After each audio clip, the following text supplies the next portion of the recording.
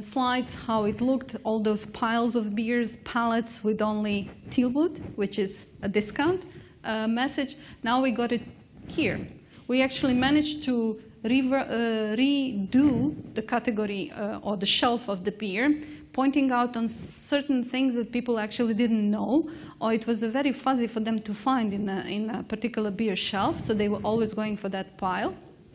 And we probably didn't manage to increase the volume, but we said when we go to the retailer, let's start baby steps. Let's try to convince them that we can improve the value coming out of the category, and then we can work on the other elements. And that's exactly what happened.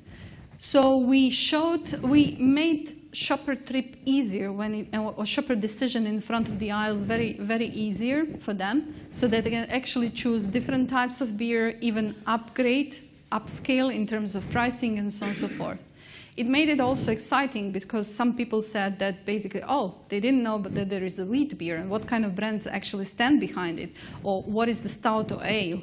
As a second step, the first step, of course, was to rearrange the shelf, but the second step was to kind of introduce small stories around the beer, different types that Danes, although drinking all of them, actually didn't know much about it. We also took the opportunity to interact with or to cross-merchandise with other categories, as we learned from the wine.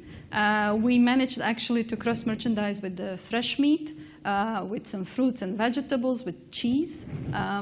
So we also introduced specialty beers in these sections of the store, which fit better to the, of course, food or meal occasion, which was a really nice story to engage people to stay a little bit longer with our category and kind of grow interest behind it.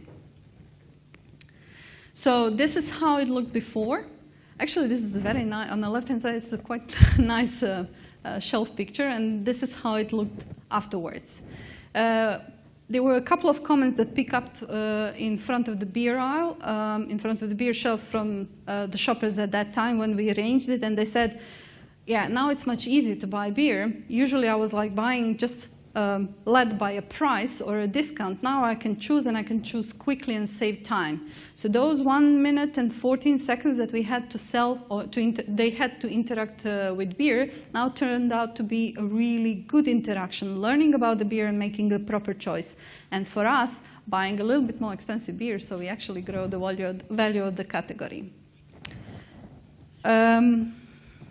Here are some numbers. I don't think you can read them, but what's most important is basically we did that in the middle of a Christmas period because we wanted to kind of use that attention that they pay to certain categories during that time. And what we saw in the test stores, although the category value grew by 4% overall in all those stores, what we noticed in the test store actually grew by almost 30%, which means that something we did was right.